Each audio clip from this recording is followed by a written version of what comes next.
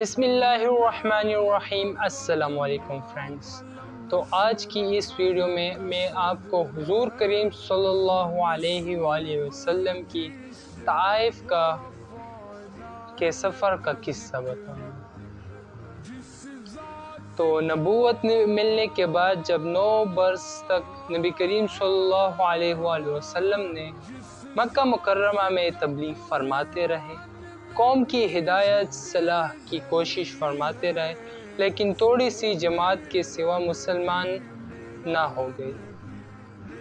مطلب تھوڑی سی کچھ لوگ مسلمان ہو گئے مگر اور کچھ نہیں ہوئے، اور تھوڑی سی ایسے لوگوں کے علاوہ باوجود مسلمان نہ ہونے کی آپ کی مدد کرتے، مطلب یعنی جو کافر تھے آپ صلی اللہ علیہ وسلم کی مدد کرتے، اور اکثر کفار مکہ آپ صلی اللہ علیہ وسلم کو اور آپ صلی اللہ علیہ وآلہ وسلم کی اصحاب کرام رضی اللہ عنہ کو ہر قسم کی تکلیفات پہنچاتے تھے، مذاق اڑاتے تھے، اور جو ہو سکتا تھا اسے گزرا نہ کرتے۔ حضور صلی اللہ علیہ وسلم کے چچا ابو طلحہ بھی ان نیک دلوں میں سے ایک لوگوں میں تھے۔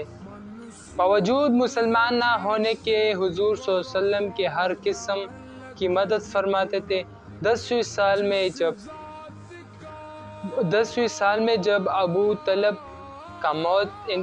کا انتقال ہو گیا تو کافروں کو اور ہر طرح کل محراب اسلام سے روکنے کے لیے مسلمان کو تکلیف پہنچانے کا موقع ملا۔ حضور کریم صلی اللہ علیہ وآلہ وسلم سے اس خیال سے طائف کا تشریف لے گئے، وہاں قبیلہ ثقیف کی بڑی جماعت ہے، اگر وہ مسلمان ہو جائے تو مسلمان ان کو تکلیف سے نجات ملے گی اور دین کے پھیلنے کی بنیاد پڑے جائے۔ وہاں پہنچ کر قبیلے میں 3 بڑے سردار جو بڑے درجے کے سمجھتے تھے گفتگو فرمائے، اللہ کے دین کی طرف بلائے، اللہ کے رسول کی یعنی اپنی مدد کی طرف متوجہ کیا۔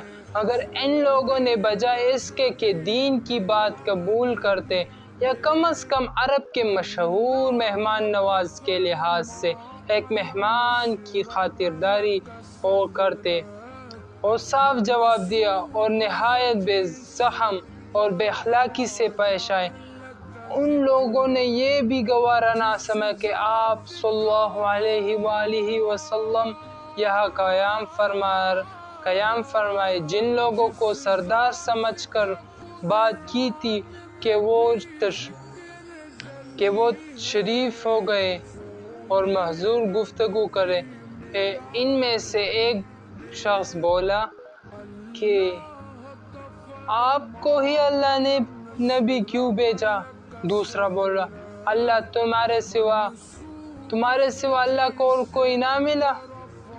تیسرے نے بولا، اگر واقعی میں تو نبی ہے جیسا کہ تو دعویٰ کرتا ہے تو تیری بات سے انکار کرنا ہی اچھا ہے، تیری بات سے انکار کر دینا مصیبت سے خالی نہیں، اور اگر جھوٹ ہے تو ایسے شخص سے بات ہی نہیں کرنا چاہیے۔ اس کے بعد ان لوگوں سے نا امید ہو کر حضور صلی اللہ علیہ وسلم نے اور لوگوں سے بات کرنے کا ارادہ فرمایا۔ آپ صلی اللہ علیہ وسلم نے تو حکمت استحبابت کی پہاڑ دی مگر کسی نے بھی قبول نہ کیا، بلکہ بجائے قبول کرنے کے کہ آپ صلی اللہ علیہ وسلم سے کہا، ہماری شہر سے فوراً نکل جاؤ اور جہاں تمہاری چاہت کی جگہ ہو وہاں چلے جاؤ۔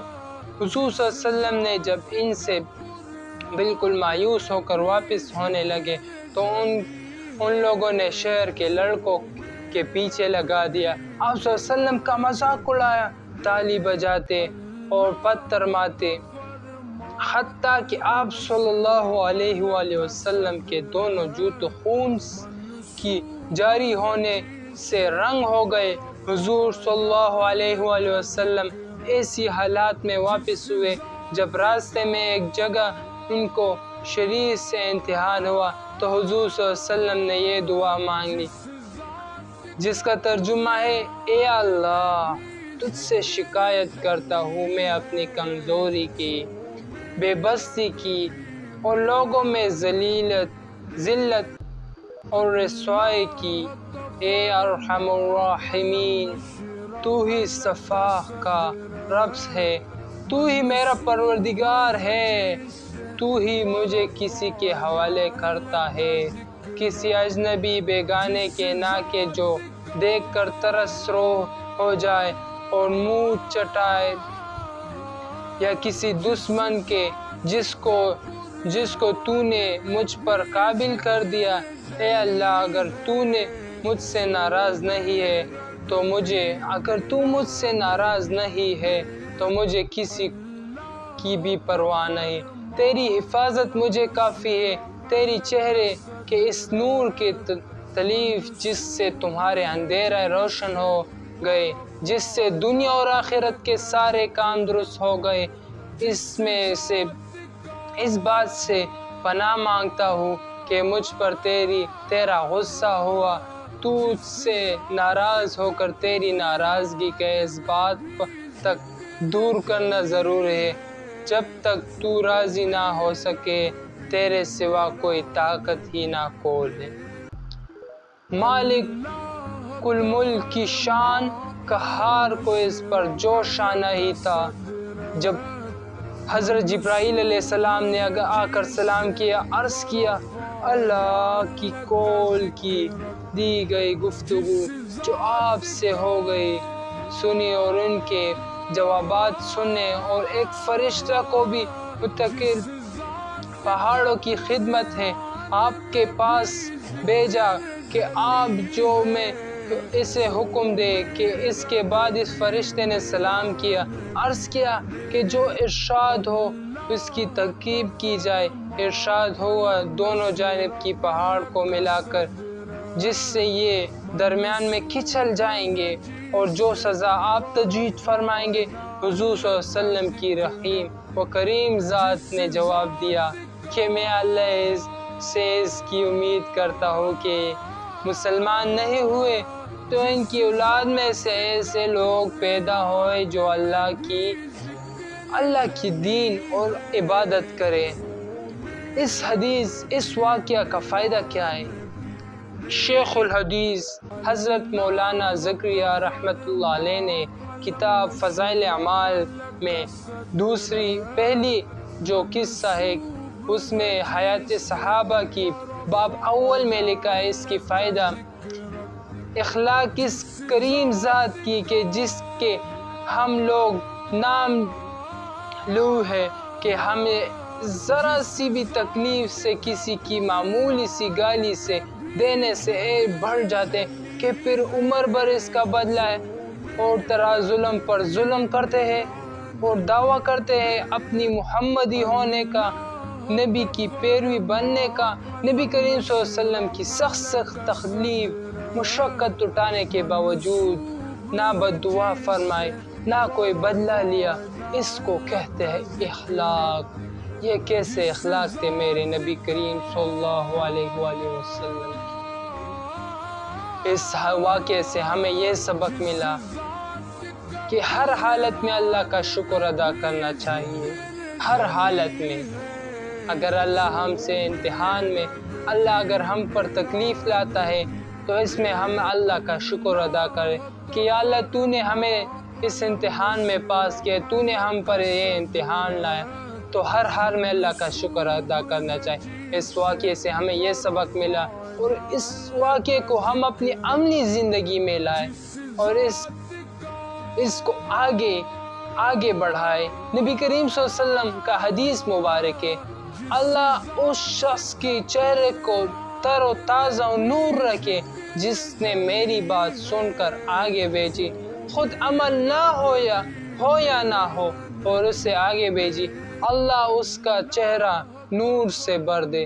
تو میرے دوستوں، میرے بزرگوں، میرے چھوٹوں، میرے بڑوں، سب یہ بات سن لیں کہ اس دین کو ہم نے آگے لے جانا ہے، اسلام کو ساری دنیا میں نور کی طرح پھیلانا ہے، اسلام کو ہوا کی طرح پھیلانا ہے۔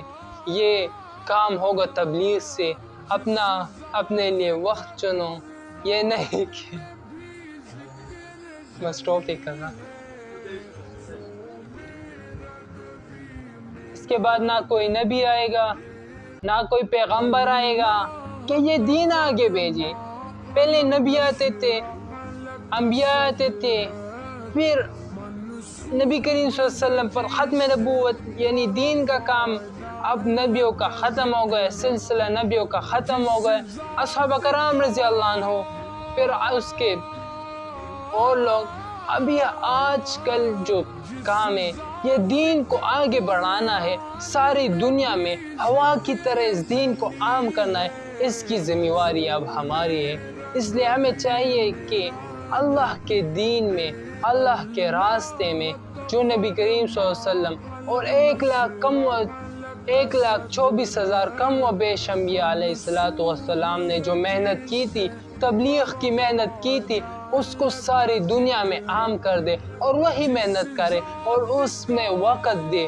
یہ دنیا تو صرف ضرورت ہے، ہمارا مقصد کیا ہے؟ وہ دین ہے، دین ہمارا مقصد ہے، تو ہمیں ہر حال میں اللہ کا شکر ادا کرنا چاہیے اور دنیا کے تھوڑا اور دین کو زیادہ استعمال کرے۔ تو ہمیں چاہیے کہ اللہ کے دین میں تھوڑا بہت زندگی سے تھوڑا بہت وقت نکالے اور اللہ کے دین پر خرچ کرے، نبی کریم صلی اللہ علیہ وسلم نے ہم کو جو دین دیا اس پر خرچ کرے۔ تو اب ہمیں اجازت ہے اس حدیث کو، اس واقعے کو آگے پھیلائے اور ساری دنیا میں یہ واقعہ، یہ حدیث پھیلائے، اور اسی طرح ہمارے ساتھ ہی رہے گا۔ آپ کو اس ویڈیو کو دیکھنے کے لیے شکریہ، آگے بھی اسے بھیجوائے تاکہ سب کو اس دین کے احساس ہو، اور یہ اپنے دوستوں کو کہے۔ اگر ویڈیو نہیں بھیجنا، ویڈیو کا مقصد یہ ہے کہ یہ میں آپ تک پہنچاؤں، اور ابھی آپ کا کیا ہے کہ آپ اس کو دوسرے تک پہنچائے۔ ویڈیو نہ ہو تو ایسے یاد کر لے، دوسروں کو بولے، اور تبلیغ میں تھوڑا بہت زیادہ وقت نکالے، تو اپنا زندگی سے بہت تھوڑا وقت نکالے اور تبلیغ میں خرچ کرے، اور ایسے حدیث کو سننے کے لیے ہمارے چینل پر وزٹ کر لے اور ایسے حدیث دیکھ لے، ایسے واقعے دیکھ لے، اور ایسے نبی کریم صلی اللہ علیہ وسلم اور اصحابہ کرام رضی اللہ عنہ کی محنت کے بارے میں، دین کے بارے میں اور واقعے سن لیں، تو ہمارے ساتھ ہی رہے گا۔ تب تک کے لیے اجازت دے، اللہ حافظ۔